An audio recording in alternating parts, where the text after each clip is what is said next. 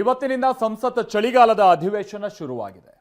ಆರಂಭದ ದಿನವೇ ವಿಪಕ್ಷ ಹಾಗೆ ಆಡಳಿತ ಪಕ್ಷಗಳ ನಡುವೆ ನಿರೀಕ್ಷೆ ಮಾಡದ ಹಾಗೇನೆ ಭಾರೀ ಜಟಾಪಟಿ ನಡೆದಿದೆ.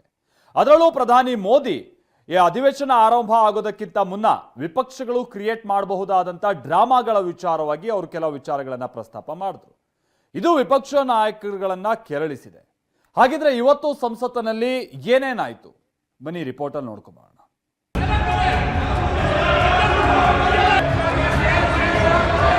ड्रामा करने के लिए जगह बहुत होती है.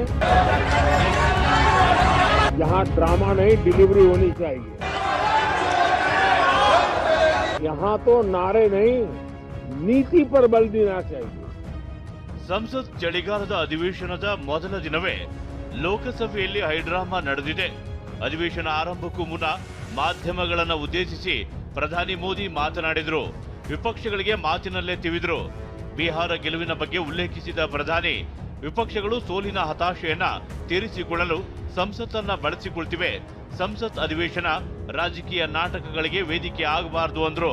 ड्रामा करने के लिए जगह बहुत होती है. जिसको करना है करते रहे. यहाँ ड्रामा नहीं डिलीवरी होनी चाहिए. नारे के लिए भी जितने नारे बुलवाने हैं वो पूरा देश खाली पड़ा है. जहाँ पराजित होकर के आए वहाँ बोल चुके हो, जहाँ अभी पराजय के लिए जाने वाले हो वहाँ भी बोल दीजिए. यहाँ तो नारे नहीं नीति पर बल देना चाहिए और वो आपकी नियत होनी चाहिए. ಪ್ರಧಾನಿಯ ಡ್ರಾಮಾ ಮಾತಿಗೆ ಸಂಸದೆ ಪ್ರಿಯಾಂಕಾ ಗಾಂಧಿ ತಿರುಗೇಟು ಕೊಟ್ಟರು. ಸಮಸ್ಯೆಗಳ ಬಗ್ಗೆ ಮಾತನಾಡುವುದು ಡ್ರಾಮಾ ಅಲ್ಲ, ಚರ್ಚೆಗೆ ಅವಕಾಶ ಕೊಡದೇ ಇರುವುದೇ ಡ್ರಾಮಾ ಅಂತ ಗರಂ ಆದ್ರು. Whether it's the election situation or the SIR, these are huge issues. Let's discuss them. What is Parliament for? Let's discuss them. Let them have a discussion. It's not drama. Speaking about issues, raising issues is not drama.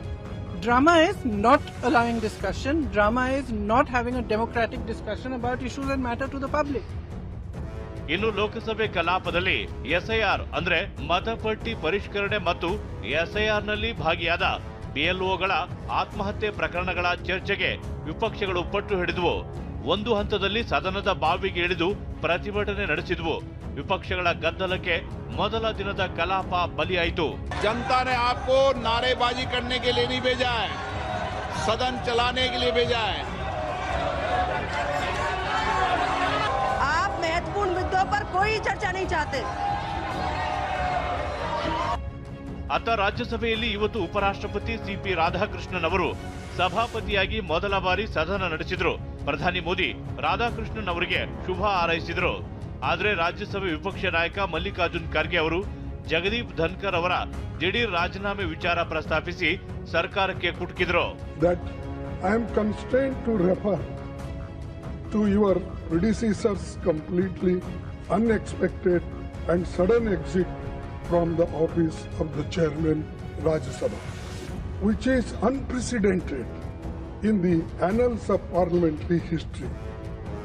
ಇದೆಲ್ಲದರ ನಡುವೆ ಲೋಕಸಭೆಯಲ್ಲಿಂದು ಕೇಂದ್ರ ಸರ್ಕಾರ ತಂಬಾಕು ಮತ್ತು ಪಾನ್ ಮಸಾಲ ಮೇಲೆ ಸುಂಕ ವಿಧಿಸಲು ಕೇಂದ್ರದ ಅಬಕಾರಿ ತಿದ್ದುಪಡಿ ಮಸೂದೆ, ಆರೋಗ್ಯ ಭದ್ರತೆಯ ರಾಷ್ಟ್ರೀಯ ಭದ್ರತಾ ಸೆಸ್ ಮಸೂದೆಯನ್ನ ಲೋಕಸಭೆಯಲ್ಲಿ ಪರಿಚಯಿಸಿದೆ.